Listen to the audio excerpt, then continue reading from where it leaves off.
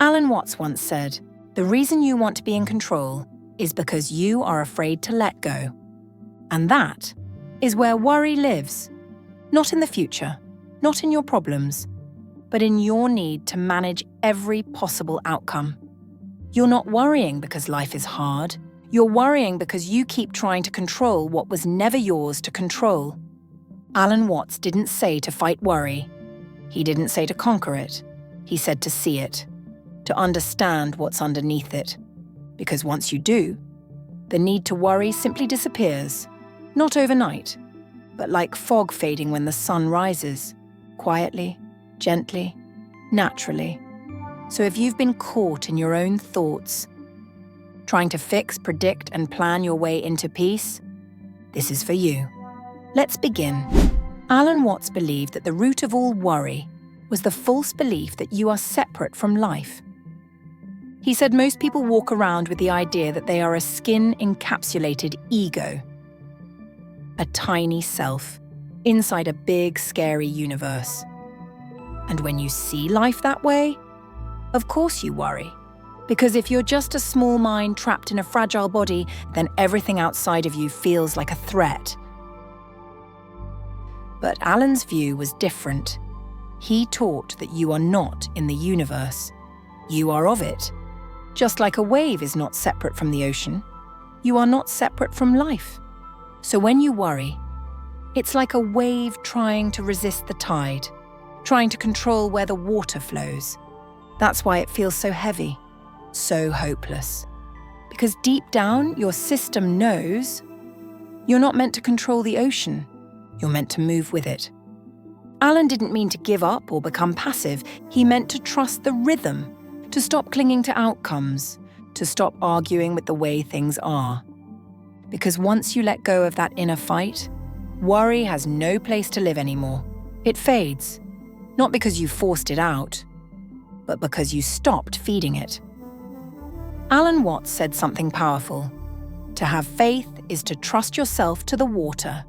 When you swim, you don't grab hold of the water, because if you do, you'll sink. Now think about that. The more you try to hold on, the more you sink. The more you try to control life, the heavier it feels. And this is what most people never realize. We don't worry because of what's happening. We worry because we think we need control in order to feel safe. But that's backwards. You're not in control when you worry. You're in fear. You're reacting to the unknown like it's an enemy. You're reaching for something solid, a plan, a solution, a perfect outcome. And when you don't find it, your mind panics. So what do? You try to fix everything in your head. You run through every scenario. You prepare for the worst. You try to outthink life. As if that's ever worked. But here's where Alan's teaching comes in. He didn't say to stop thinking. He said to stop believing that your thoughts are the truth. Because most of what you're trying to control doesn't exist yet. You're building an emotional response around a future that hasn't even happened. And the weight of that? It's not real. It's imagined. You're not failing. You're just believing the wrong voice. The one that says, if I don't think about it, something bad will happen. If I let go, I'll fall apart. If I'm not ready, I'll regret it. But Watts would ask you, ready for what? Bad according to who? He would say, let go, not because you're weak, but because you were never meant to carry it all. You don't need full control to feel safe. You just need to remember that you are life itself. And life doesn't need to be controlled. It just needs to be lived. Alan Watts once said, the real you is not a puppet which life pushes around. The real deep down you is the whole universe. And that hits even harder when you realize this. Worry is what happens when you try to fight the river. Life is moving, moment by moment, and your mind is trying to grab the water with both hands. You tell yourself, let me just figure it all out. Let me make sure nothing goes wrong. Let me prepare for every possible future. But water doesn't respond to control. The tighter you grip it, the faster it slips away. And that's exactly what happens when you try to think your way out of worry. The more you analyze it, the more it grows. Because worry feeds on mental energy, on your need to manage what was never yours to manage. And this is where Alan's message becomes clear. You're not separate from the flow of life. You are the river. You were never meant to control its direction. You were meant to move with it, to feel it, to experience it, not to master it like a machine.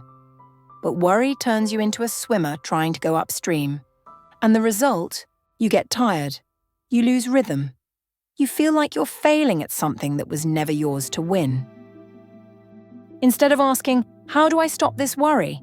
Ask, where am I resisting the flow? Because that's where the tension lives. That's where fear hides. In your refusal to trust the current. This doesn't mean do nothing. It doesn't mean give up. It means stop controlling every turn. Stop needing the outcome before you take the step. Stop looking for certainty in a universe that was never built to give it. Alan Watts didn't teach people to become passive. He taught them to become present, to realize that life doesn't need a plan, it needs your attention. Because when you stop resisting, you don't get weaker, you get in tune.